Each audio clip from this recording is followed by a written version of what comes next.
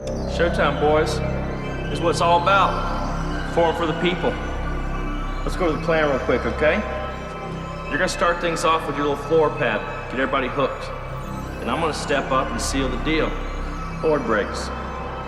Simple plan, okay? So don't fuck this up for me. This is my life, okay? Every single person out there is a potential new client. Y'all understand? Yes, sir. Sir. Okay, pull them in. Who's the king of the demo? You are, Mr. Simmons. Who? You are, Mr. Simmons. You're goddamn right I am. 1, 2, 3. A modern day remake of Matthew Vaughn's Lay a Kick. A Coen brothers end up with Timothy Chalamet. A Citizen Kane prequel, a Midnight Cowboy sequel. Alvin and the Chipmunks deserving of the squeakquel. There's so many new ways to revisit sideways, but a graphic novel is how we choose to update. But we still hold fast, you can't change the past on the Ruined Childhoods podcast. Greetings, Starfighters, Wright Brothers, and Lighthousers. This is Ruined Childhoods, and this week we are in the Tar Heel State. In this state, it is illegal to rollerblade on highways, use an elephant to plow your field, or perform or receive oral sex in a hotel room before marriage. This state is known for the Biltmore Estate, Cheerwine Soda, and Krispy Kreme donuts.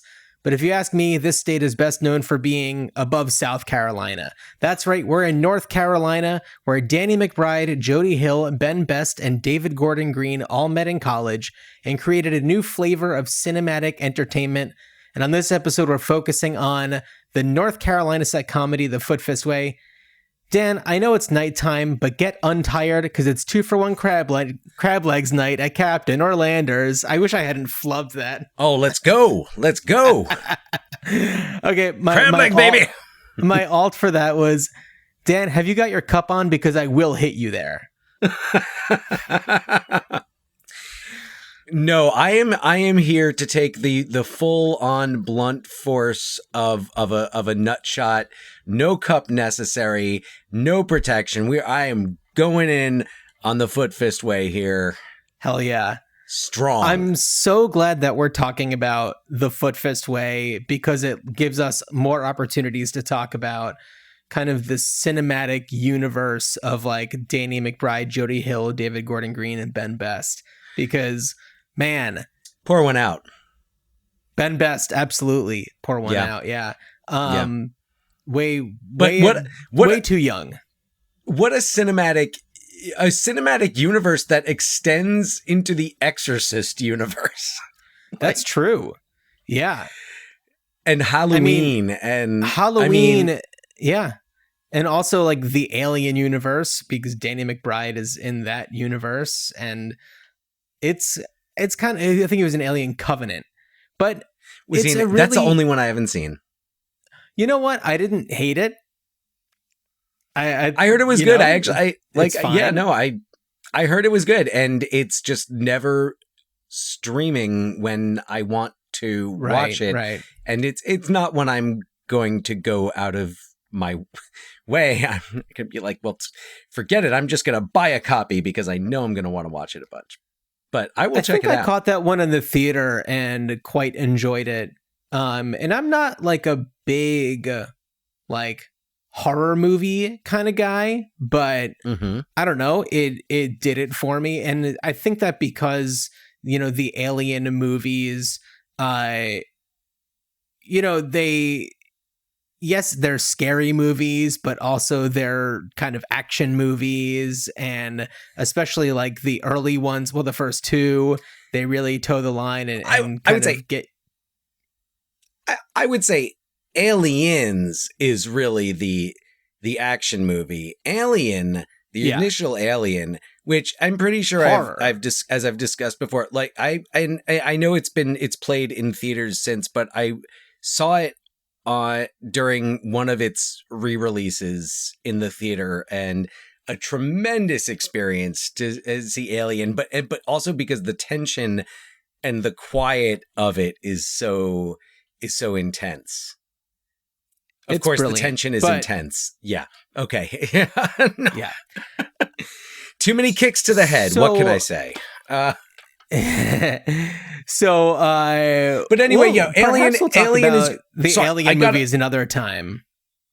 Oh, let me just, I want to give a quick no, just a couple of more words while we're just to round it out, because Alien 3 is kind of this fun, not quite the horror film of the first, not quite the action film of the second, but I remember feeling it atmospherically was very powerful, and that was David Fincher's first directorial effort. And then there's Alien Resurrection, which is just weird. That was like Jean-Pierre Jeunet directed that. Just real quick, Alien 3 or Alien Cubed, however you want to interpret that one, also gives us kind of that iconic shot of Sigourney Weaver with the like alien kind of coming towards her face, like the alien face inside of the alien face, and it's just like, that's such a cool shot, and it's kind of cemented in the franchise's history. Yeah, and the shaved head, yeah. And like the shaved head Sigourney. Yeah. Like Alien 3 is underrated. It's pretty badass. Alien Resurrection is weird, and it's like, it's the one with Winona Ryder, Ron Perlman. But it's like, it's got the kind of like Jean-Pierre Jeunet like cast of actors who were in like City of Lost Children and Delicatessen. Right. But then it's also an Alien movie. So that's my take. That's my take on the first 4 Alien movies really quickly. Of course, we'll come back to it at some point. But right now we're going to get back to Earth, specifically North Carolina. Oh, there is no earthier perhaps than North Carolina. So Dan, I know that as a family, we've driven through North Carolina. Yes. Do you have any memories really of North Carolina? No, or have you been there other times? I don't. I have. No, I have not been. I will say that like my memories of North Carolina mostly revolve around those trips and the, you know, not just the hotels, but what I remember a lot of were like those rest stops and the places along the road that, you know, they didn't have off the New Jersey term, Shoney's and Stuckey's, like getting a nut roll from Stuckey's. A nut roll? Like those little, it was like a nougat, right? It was like a candy thing from Stuckey's. And I really liked those. I'm trying to remember, is that where south of the border is? Well, I think that south of the border is South Carolina. It is South Carolina. It's south of the Carolina border. South of the border. Yeah. Well, yeah, for some reason I was like, maybe it's south of the Virginia border, but no, it's right. You know, we've talked about south of the border before, and we'll talk about it again on our South Carolina episode, I'm pretty sure. Yeah. No, but I'm remembering it's like the things like that. That's what I remember, and that's what I think about with North Carolina, but otherwise, no, haven't spent much time there. Any time, really. Have you?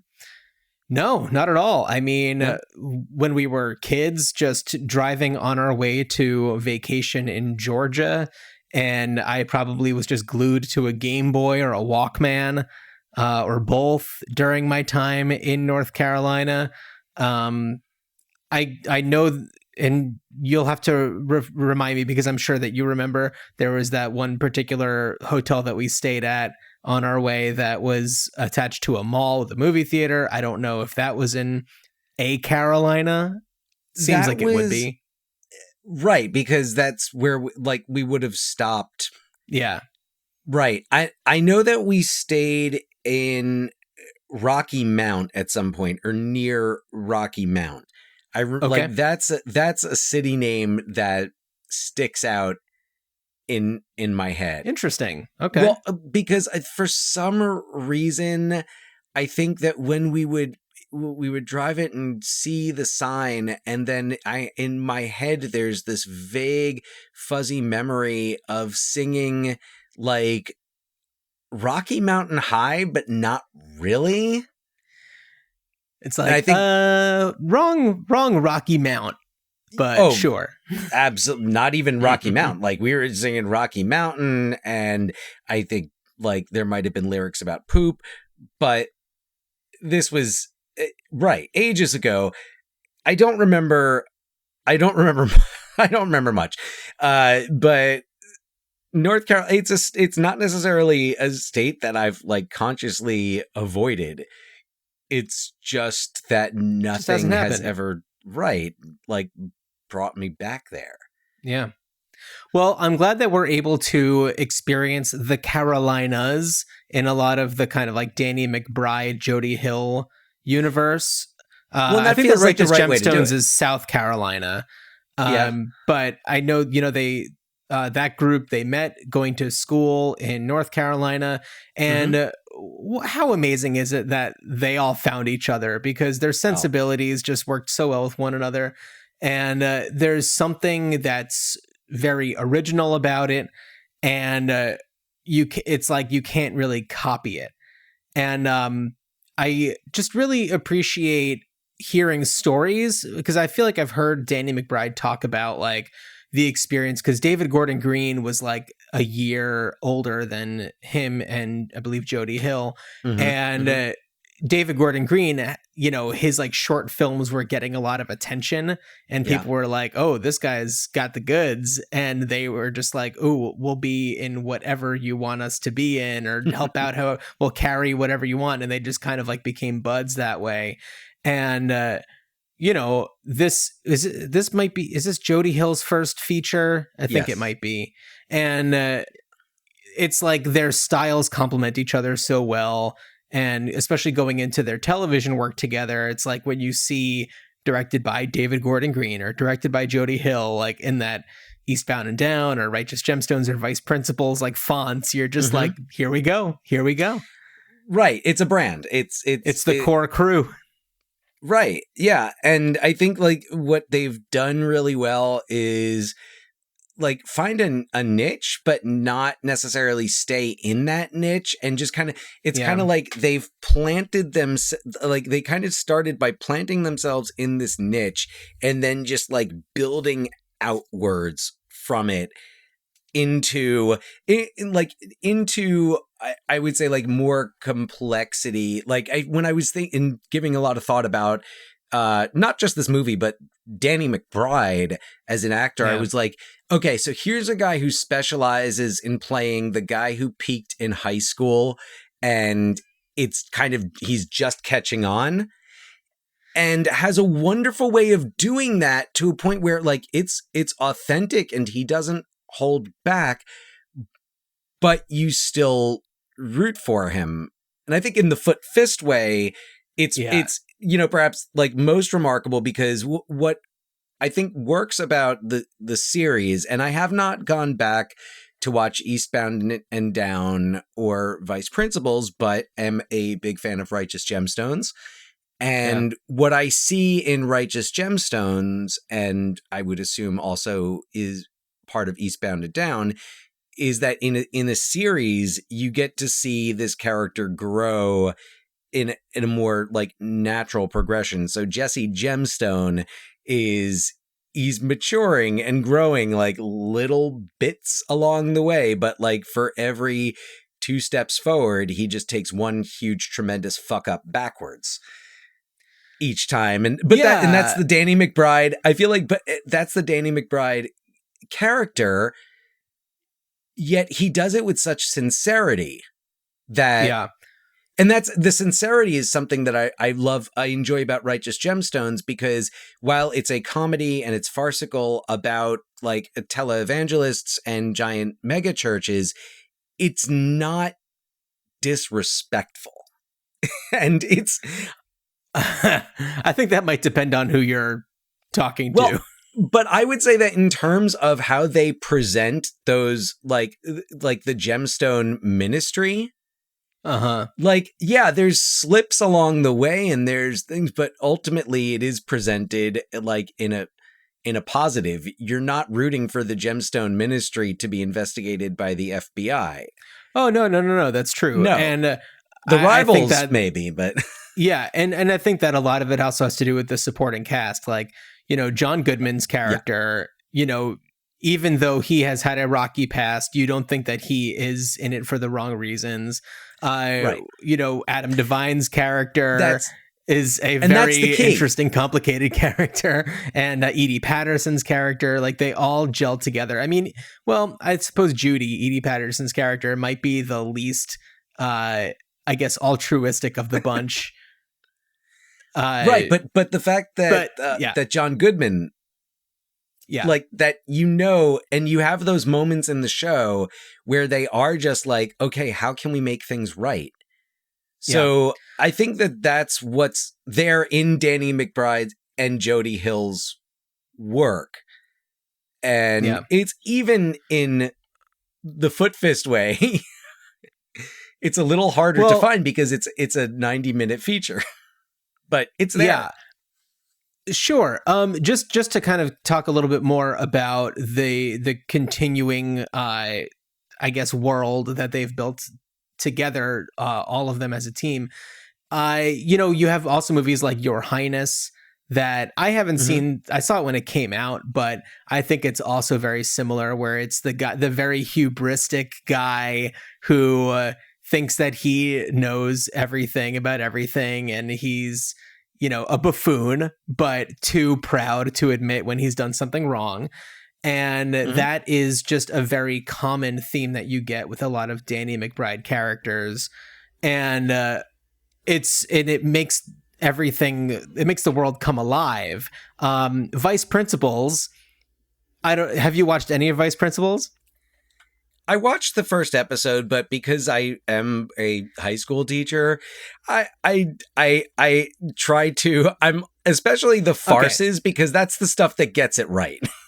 Like, okay, I think that you should continue watching that show, because first of all, I think it's a middle school, so if that helps at all, but also the paths that it goes down are just absolutely bananas, and Walton Goggins is a miracle, and I'm so glad that he's getting a lot of attention with the Fallout series lately. Yeah. And so I was going to say that, like, there's Goggins another member just, of that perfect in that. there. He's perfect in, yeah, but he's in it for the wrong reasons.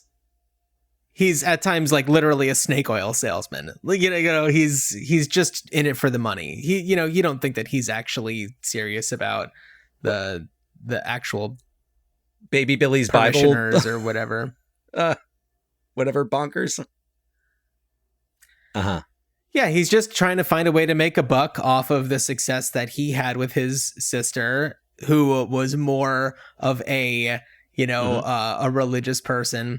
And I think that, so yes, going back to Vice Principals, you have, especially where you're talking about with the guy that like peaked in high school, where it's just like, he just wants to rule the school. That's his goal, is to just be the ruler of the school. And in Eastbound and Down, it's a disgraced Major League Baseball player, somebody who likely was like the best baseball player in his hometown, but a big joke when it came to making it to the pros. And the things that he does to try and keep up the vision of somebody who has it all and is super talented is really where he shines. But what I also wanted to say is that the movie The Foot Fist Way caught the attention of people like Seth Rogen, who not only brought them into his movies, but went into theirs. You know, Observe and Report is a Jody Hill movie. And so I feel like combining their forces, and then of course Danny McBride is in Pineapple Express in such a perfect role for him, that you have to love kind of how those worlds kind of connected together. We got to also shout out Will Ferrell and Adam McKay, who discovered The Foot Fist Way and through like Gary Sanchez got it distributed, got it out there, and also took Danny McBride into their world. So so that's how he's popping up in Pineapple Express, Tropic Thunder. Yeah. Well, I can't remember. Have you seen Eastbound and Down? I've seen a few episodes of it. Have you seen any of them that Will Ferrell is in? No, but I've heard I've heard his character is basically Ric Flair. Exactly. Yeah. He's a car salesman, and he's got the whole Ric Flair woo thing going on. It's pretty amazing. I've seen pictures like with the hair and everything. So yeah, a much more convincing Ric Flair than whoever was in the Iron Claw. 1,000%. Yes, absolutely. Well, shall we do a little synopsis action? Absolutely. Okay. I feel like this one might be one that people haven't seen yet, so I'm not going to give away too much in this, but hopefully it's just enough to wet your whistles. All right. Upon learning that his wife is cheating with her boss, Taekwondo teacher Fred Simmons loses his marbles and finds it hard to effectively lead his students. But Fred finds purpose when he decides to approach his hero, martial arts showboat and B-movie star Chuck the Truck Wallace, to perform a demo at his school's upcoming belt test. That's all. That's all I got. That's all you need. Ben Best is Chuck the Truck and is just like chef's kiss, knocks it out of the park. Fred Simmons, clearly Danny McBride. So he's not Chuck the Truck, as one would expect. He's Chuck the Train. Which I love, because he should be Chuck the Truck. He's Chuck the Train Connors. Is he really? Yes. It sounds like it should be Chuck the Truck. And I know that there's a Chuck the Truck from something, and I can't. Everything in here says no. Everything says Chuck the Truck Wallace. Chuck the Train? I was convinced he was Chuck the Train. No, it's Chuck the Truck. No, Google Chuck the Truck. Chuck the Train. Well, I don't know how. Yep. I don't know Chuck why. The Truck. Like, I actually had it written down. And I thought that was one of the funniest things about it, was that it so obviously should have been Chuck the Truck, but they made it Chuck the Train. But I can't even blame like my flu delirium for that. I watched this before I came down with the flu. So yeah, no, I had it like, yeah, Chuck the Train. I was like, that's so funny, because of course, because he's like not even, it's like if you take your straight to VHS action heroes, your, Jeff Speakmans and Michael Dudikoffs and what have you. Right. He's like below them on the food chain. And way below them. Yeah. Okay. Wow. All right. I swear I've watched this movie, I mean, twice now in my lifetime. The first was many years ago. Yeah. It's a fast watch. It's a fun watch. And the thing about this movie that is not always, I guess, necessarily true of most or all Danny McBride characters is that you really get the impression that like he wants to have a successful Taekwondo studio. Like he, when you actually see, it's kids and adults, but when you see them all doing their moves and everything, it's like, oh, they're actually learning the craft there. And when, we see, well, his stunt double or whatever doing moves, it's just like, oh, he actually does know what he's doing. Right. And we're supposed to accept that. And it is a funny thing. And speaking from my experience as a Taekwondo parent,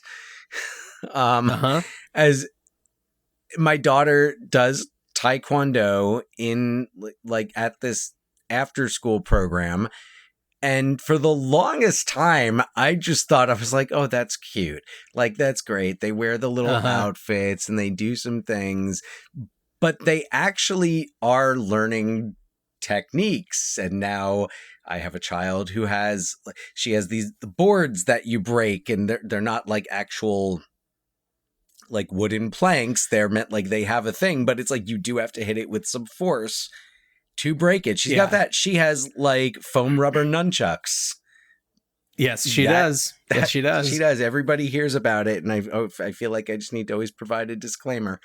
But well, even the foam rubber ones can pack a wallop. Yeah, it's true. It's fortunately I have not yet found out from experience, but it's funny because you don't you don't think that like, oh, they're not really doing anything, but then like you do see it and you're like, oh, like she knows actually how to do some things. And not that I have ever learned Taekwondo, but yeah, no, absolutely. I mean, when I was a kid, I wanted to take karate classes, but that never ended up happening. No, that wasn't allowed for us for some reason.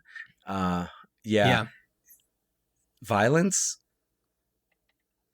I don't know, but I certainly had friends who did it, and it seemed like a lot of fun. And it was an indoor activity.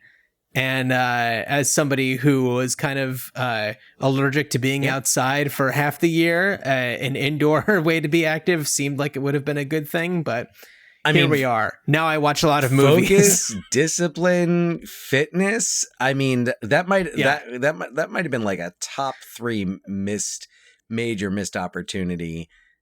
I've never had those things. I know. Well, because we never took friggin' martial arts. But you know what they say? It's never too late. So maybe there you go. Maybe we should do that. Yeah, and there were plenty of later in life students at Fred's dojo. So I feel like watching this movie alongside of something like Cobra Kai is a lot of fun. You get that same like strip mall dojo experience. It shows a very different side of things, but it's also not like you were saying, it's not super farcical. It's not just like, oh, it's a band of misfits or anything. Like, especially at the end when you see the belt test, it's just like, nice. And when you see there's 2 kids that are kind of his apprentices, if you will, who he takes along with him, and those kids are awesome. And the scene at Truck the Truck's party when the one dude is like playing guitar and like singing at the one kid who's like lacking all the confidence, and to see that all come out of him in that moment is pure gold. It couldn't have happened in a better way. It's a wonderful moment. And it was the other thing. I like had a train of thought, and I chucked the train off the tracks there. But the belt test. I love the way that and this is another like Danny McBride thing, is when he works with kids. And the way that he treats them. And also, like, in the Danny McBride universe, profanity isn't profane. It's just part of the conversation, part of the discourse. So I love the way, and he's like, it's rough sometimes, and you're like, well, don't talk to that kid that way. But you're like, all right, well, I guess that kid gets it. And like, they're still into it, and they are learning something from him. And that's the cool thing that I think he realizes too, is even as he's kind of looking at himself, and that's the thing, is those his characters always have those moments of awareness where they're like, oh man, I am not making good choices. But these kids have learned from him, and they look up to him, and he's taught them to, like, respect themselves, and he doesn't go soft on them just because they're kids. Well, there's one kid he maybe could have gone a little softer on. Well, yeah, Stevie Fisher. Stevie Fisher. Right, yeah, or at least maybe should have asked a few more questions before. But it's like... assuming that the kid's father slept with his wife. Yeah. And the other thing the other thing about this is that you're like, oh no, they're definitely going to shut him down now, but they don't. And no, every they're just like, oh my God, Simmons is terrible, but they kind of get. And John, I want to go back to something from earlier, but please. I don't want to let it go, because I was thinking about just the Danny McBride character and the strength, and Jody Hill, and maybe this should be coming later in the conversation, but I don't care. Man, Imagine what they would do rebooting a show like Married with Children. Huh.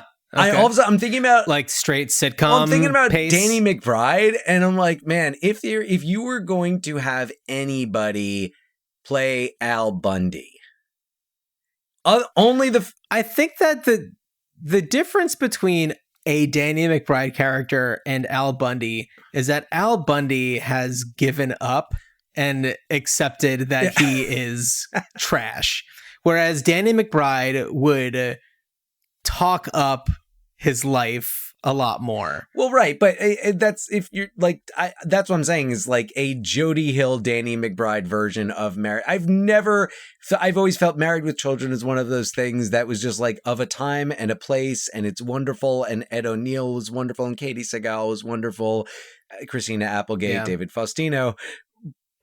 But just now thinking, Ted McGinley. Oh hell yeah, Ted McGinley in that show. And Marcy, I'm blanking Amanda on Bearse. the actress's name. Amanda Bearse, that's right. Amanda Bearse. Yeah. So, but like Married with Children is kind of one of those like cult classic shows. And when I think, and it was set in St. Louis, but like, if I was gonna, that's the thing is if I was in charge of the studio and they were like, you need to get Married with, if we were talking about Married with Children on this episode, that would be my idea at the end, was give it to Jody and Danny and let them fly with it. That'd be very interesting. I would enjoy it. That's for sure. Yeah.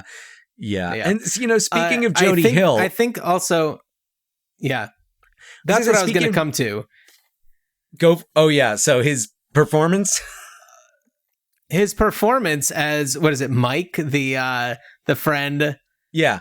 The fifth degree black belt friend.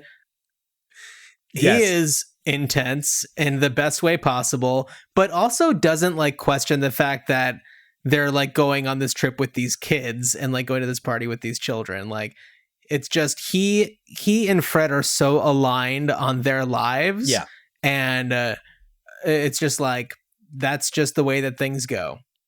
And you have to appreciate that about them. Well, and Jody Hill, at least like in his characters and also like as Levi in Righteous Gemstones, he's just such like, weird dude. And he fits so perfectly because he's understated. Like he's like the perfect kind of like flip side of the coin to Fred in this, because he's intense. And he also takes himself too seriously, but it's in this quieter way. And I love the dynamic. Complete opposites when it comes to their vocabularies. Yeah, absolutely. Yeah, it's a really fun movie, and I can't think of any complaints that I would have about it. It fits so perfectly into this world that this group has created. It is a real shame that Ben Best is no longer with us, because I'm sure that we would have gotten a lot more incredible work coming from him. I know that he was a writer on this and he wrote a lot of other stuff and has also just acted in a lot of other movies. He was, noticed, like we were saying before, by Seth Rogen, who put him in Superbad in a fun role. And it's, once you like see him in things and notice him, you're just like, oh my God, I love him so much. As Chuck the Truck, he is the perfect amount of arrogant, and he's exactly what he needs to be. And I don't know. I love it. I'm a big fan. Yeah. Big fan. He's the perfect like D-level straight to video action hero who is gonna like take all the hero worship and bang Fred's wife. Yeah. Spoiler. Yeah.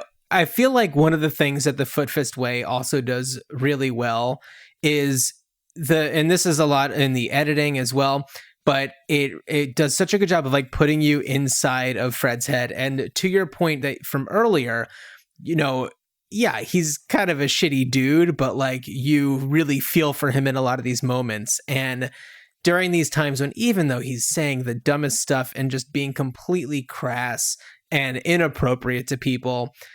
You just want him to get a W, essentially. And he's just like neglected of that time and time again.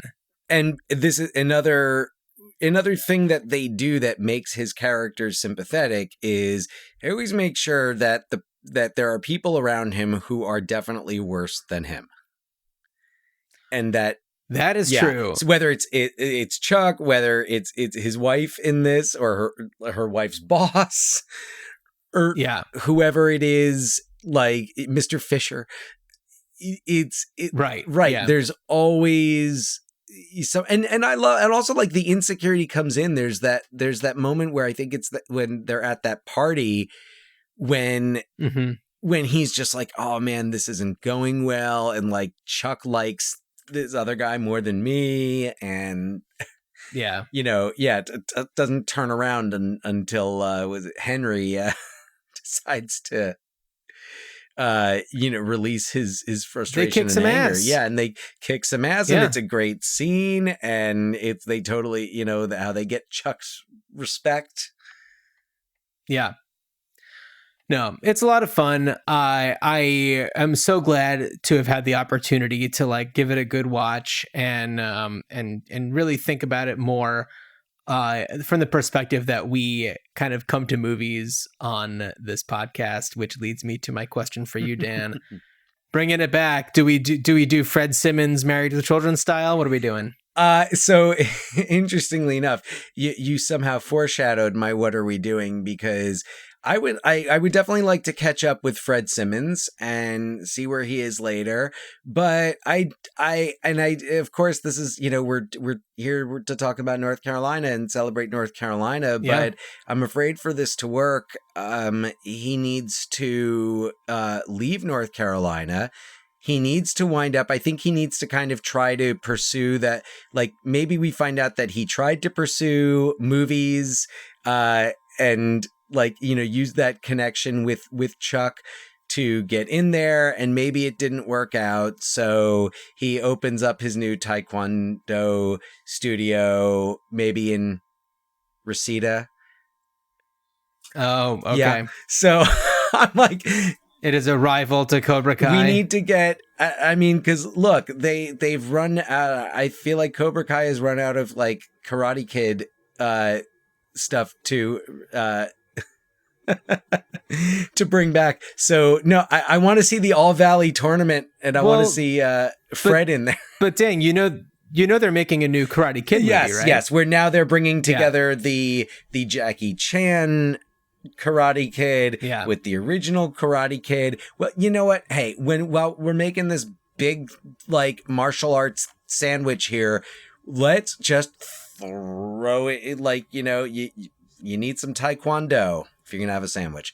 So let's I would love to see like the Fred Simmons Taekwondo studio that comes and basically is like, karate sucks, Taekwondo is so much better.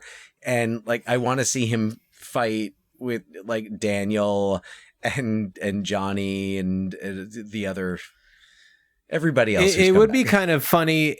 It would be kind of funny to, if there was a way, maybe using AI or something, to kind of recut some of the, the All Valley tournaments or whatever.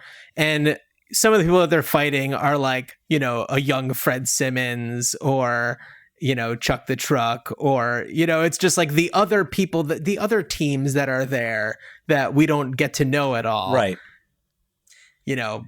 Just like superimpose some of their faces. So you could even do, except for that, I definitely get the sense that like Fred's, I was like, oh, you could do like an old like prequel and have it like the 1984 All Valley from the perspective of little Freddie Simmons, but also that guy definitely grew up in that town in North Carolina. 100%. But yeah, maybe he's on vacation and he's like, or he's like visiting, an uncle or something in California and takes him to the tournament. Or, maybe, maybe his family is involved in the tournament in some way. I mean, it could be like a temporary, setup, like moves out there and maybe he stays in that same apartment complex. And they're just like, we don't have as interesting a story because we're from North Carolina, not Newark. Yeah. Yeah. Yeah, Dan, I think that for this movie, it was hard for me to really think of something like fresh to do with it because it's such like a different thing that exists. There's really nothing else that's really like it. I do feel like there is a good opportunity though to do some sort of proper like revival of the Foot Fist Way. I don't know if it's like a special, repertory release Blu-ray with a lot of new special features because I wasn't able to find a lot of like extra like content on this. Mm-hmm. I did watch on YouTube when Danny McBride went on Conan to promote the movie, and he went on as Fred Simmons, and he like did a demo. And like Jody Hill was there and like the kids were there and everything. And that was very silly and a lot of fun. And it's just like, I feel like a lot of the world wasn't ready for that style at that point. And now that we all know Danny McBride, it's like to revisit that, I think would be pretty cool. And, or maybe it's something that, I don't know, like HBO could do like a more of a special presentation with it to go along with like the next season of Gemstones or something. It would be interesting if they did something like almost infomercials. Like if they produced like, like if Fred Simmons, like if you unearthed like the Fred Simmons, it would be kind of like the Billy Blanks Tybo of the mid to late 90s, which I used to do in my living room in college. But did you really? Yeah. Nice. My roommate Jamal had it, so we used to do the Billy Blanks Taekwondo. I still remember some of it, but it would be fun to do like where they like HBO as a like Fred Simmons home dojo series. Yeah, or kind of like, those old like 90s HBO documentary, like expose kind of things, do a closer look at the youth dojos in North Carolina. I mean, Danny McBride, clearly he does not look the same necessarily as he did back in the day, back in 2006 or whenever this was filmed. He has certainly matured.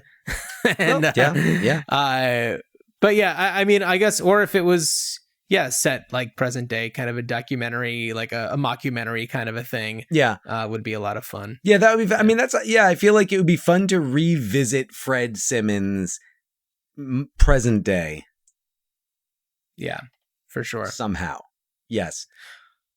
Well, listeners, if you have ideas on how you would want to bring back the Foot Fist Way, please email us, ruinchildhoodspod@gmail.com. You can check out ruinchildhoodspod.com for a whole bunch of fun, cool things, our merch, our YouTube channel. If you're watching this on YouTube, hello, leave a comment. We sure love that. Subscribe.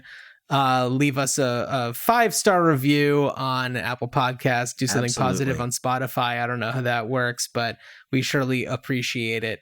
I was actually thinking, if you leave a 5-star review and email us to let us know who you are, I will give you a free lifetime subscription to The Walt, my online discussion forum for documentaries. Yes. And it's May, so there's a new Walt selection up, and I have yet to watch it. It's good on one. The queue.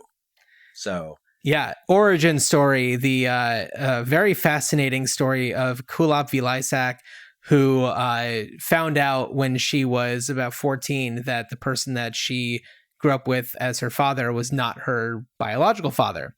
And it's changed everything about the way she's kind of lived her life. And before starting a family of her own, she really wanted to learn more about what happened, why it happened, and go to Laos to find her father. So it's a fascinating documentary. Go to thewalt.substack.com to learn more. But like I said, if you leave us a 5-star review and send us an email, ruinchildhoodspot@gmail.com, so I know it's you, I'll give you a free premium subscription. There's a free subscription, and you certainly get plenty with it, but the premium gets you a little bit more. You don't get the bonus interviews, right? Like all sorts of stuff. I've got some plans Skaggs. for this one. Yeah, Joey Skaggs, not Joey Skaggs, right? Joey Skaggs, and I get a lot out of these, and I've actually worked a lot of the content or some of the things I've learned into my classes, into my teaching. No way! That's great. I was doing a brief tangent, was teaching about media literacy, and we were talking about the news media and how it can be kind of how it's like you need to understand how media works, and how Joey Skaggs understood how media worked, which was how he was able to get things on there that were not true. So I was like, just kind of showing the power of understanding how media works and how easily it can be manipulated, which he did with wonderful purpose and intent, not just to be a sure trickster.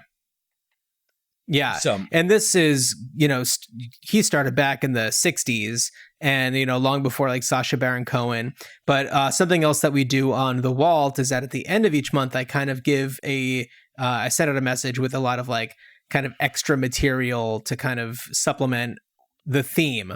And so for that one, it's a lot of information about the, I guess, culture jamming group, the Yes Men, who are climate activists who use news media to get their message across in very creative ways.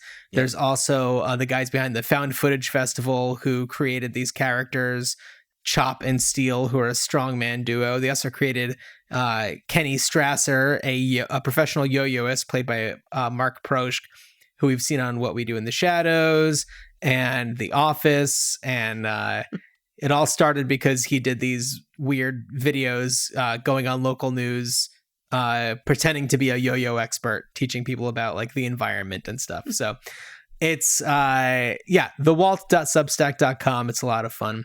Dan, what are we going to be doing on our next episode of the podcast? Our next episode of the podcast takes us to North Dakota, which is probably the last place you'd expect to find a leprechaun or Jennifer Aniston. But we found them both. So Warwick Davis, Jennifer Aniston, the 1992 classic, released in very early 1993.